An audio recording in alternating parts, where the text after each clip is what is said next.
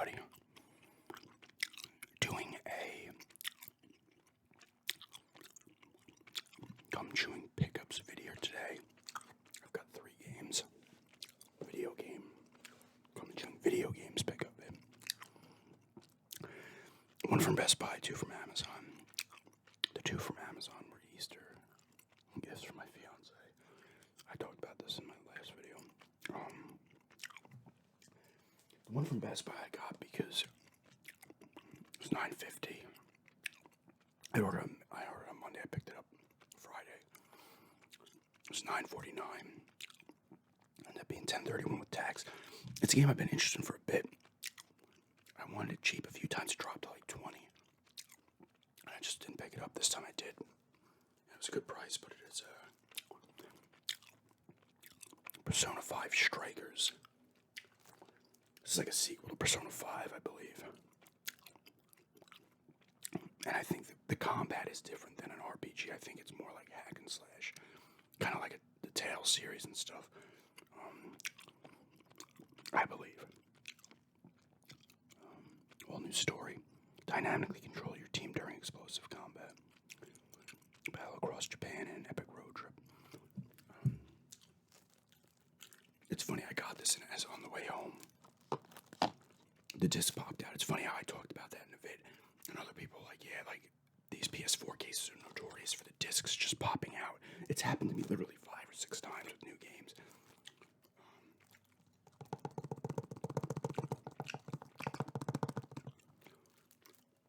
I don't know when I'll get around to playing this. I'm gonna have to open it though to put that disc back in. This apparently has bonus content code included. I did play some of P5 on the Xbox Game Pass, and it was cool. I enjoyed it, but Game Pass ran out, so.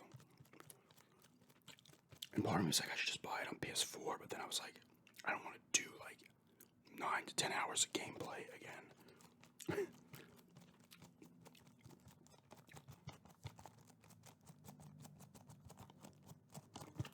yeah, another PS4 game in the collection. And the second PS4 game I have here, this one did not pop out of the case. This did not pop out of the thing. Speaking of Tales game, this is Tales of Zestiria. This one was cheap, like I said. She got me this and the other one. This one was 16 and change, I believe.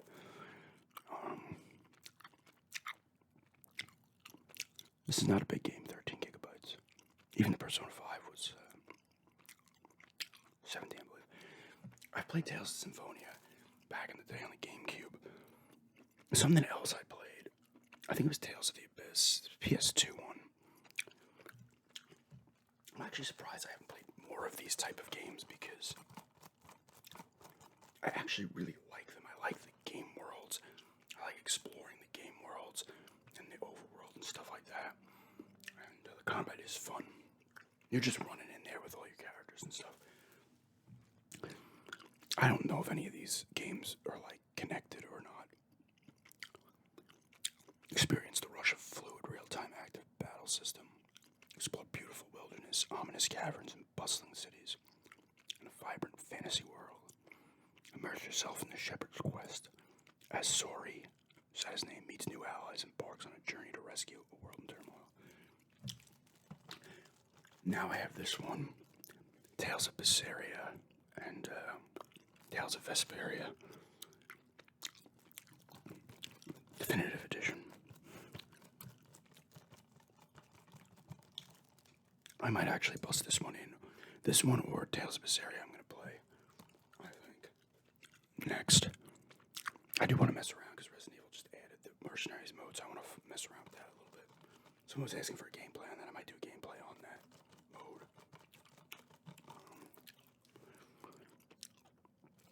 These games all have a cool look to them, too. It's like kind of anime-ish, I guess. But yeah. It's this one, or probably Berseria. That one's already open. I don't know. I think this one came first. This was 2015, I think. Yeah. Actually, what I'm probably playing next, I don't know why, or I'll be playing them in tandem, kind of one. This is a game I've wanted for a bit. Like I said, fiance was going to get me a gift card to the game store in Oakdale, but then I was just like, you know what, there's a couple games on Amazon that I'm interested in. This one I was looking at for a while, and it dropped to $30. And I was going to just pick it up myself at some point soon. Anyway, but it is Dark Pictures Anthology, The Devil in Me.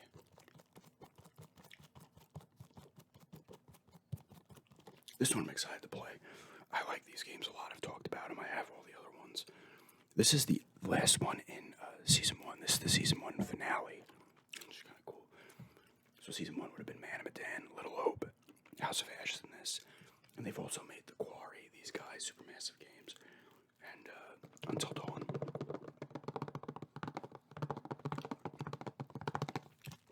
I like all of these games. And this one apparently has changed a lot up, which is kind of cool. I'm going to tell you what it says on the back. So you solve the night and solve puzzles using the new character inventory system. Navigate the murderous hotel environments with all new gameplay features where every choice has a consequence. I mean, that's usually the game in general. Unless you're expanding on that, because usually all that shit will play a part. Endure terrifying tests of loyalty. Will you risk your own life for someone you care for? This, from the trailers I saw, this seems to have a little bit of the Saw type stuff in it as well. Like Trap or something like that. They never had an inventory system, I don't believe.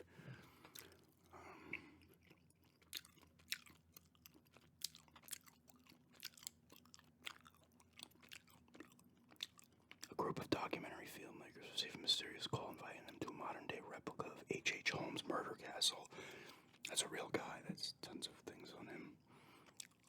Inspired by America's first serial killer, but on arrival, they soon discover they're being watched and even manipulated. And suddenly there's much more at stake than just their ratings. Can you outsmart the killer and escape with all your cast? All playable characters can live or die in your version of this decision-driven story. This is Xbox Series X enhanced. I'm playing on one.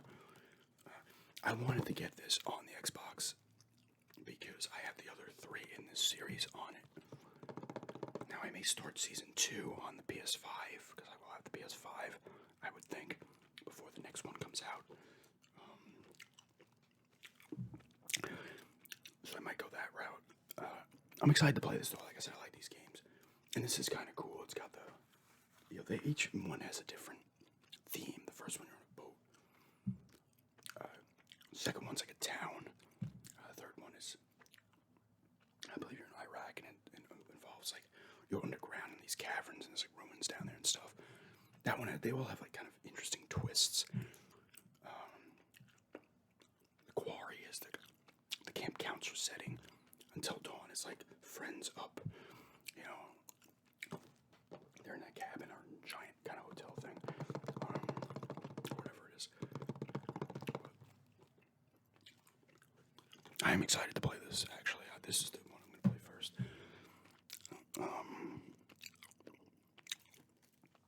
I just like the games, and it was funny. I had played Man of Medan's the first one I had gotten. It was cheap. It was like $12, and I was like, I heard stuff about this game. And Until Dawn always looked cool, but I didn't have a PS4 back then. And I picked this up. Man, I've been enjoying it. This is cool, and it gives you like a trailer for the next one, which was Little Hope. And I really like that one. That's my favorite of the 3 of that series. And then I had House of Ashes. I wasn't overly into that one at first. I played some of it and put it down. And then I'd gotten the Quarry. Like right before I'd gotten the PS4. I played some of it. And I got the PS4. I was playing PS4 stuff. And then I'm like, I'm going to go back into the Quarry. And then I played more of that and enjoyed the hell out of it. And then I got Until Dawn and played that. Actually, I might have finished House of Ashes after I played Until Dawn. I can't remember. House of Ashes was cool, but I didn't. It was my least favorite of the 3. But I can't wait to play this one. Like I said, it sounds a little bit different and stuff. You think eventually, I mean, I wouldn't care if they evolve stuff in these games because I just enjoy them regardless. You know, I like the settings in most of them. I like the joy stuff, and you know,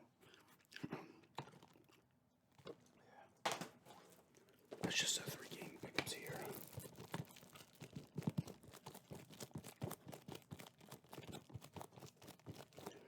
was thinking about doing another full video game collection, but I have more games, a decent amount more games than I had when I did my last one.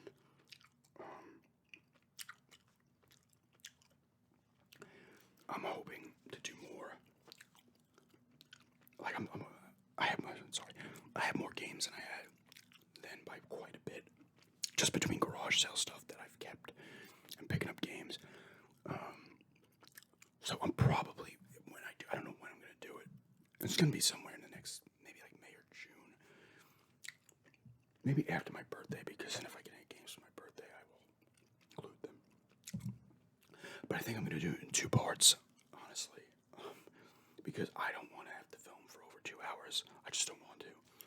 I think the last one was maybe like an hour and 45 minutes. I might have passed 2 hours on it. I can't remember. People have been watching that one. Actually, let me see how long it is.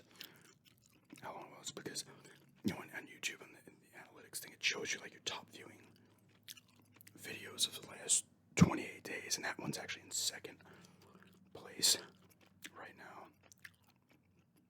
I guess it's been getting shoved in the algorithm.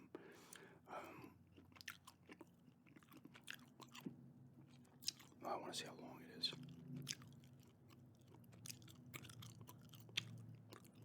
It's got 200 views in its last 48 hours, which is good for a video that went up March 17th of last year.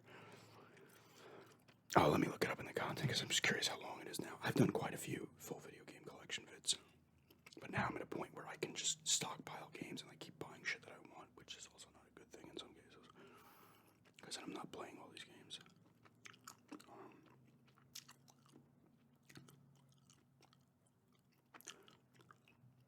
Just stretch this video out. Alright, so it was 276 games. Actually, wow, I did it just over an hour, so I was breezing through it. I thought it was closer to 2. It was an hour and 7 minutes. 276 games, and I did one 2 years ago.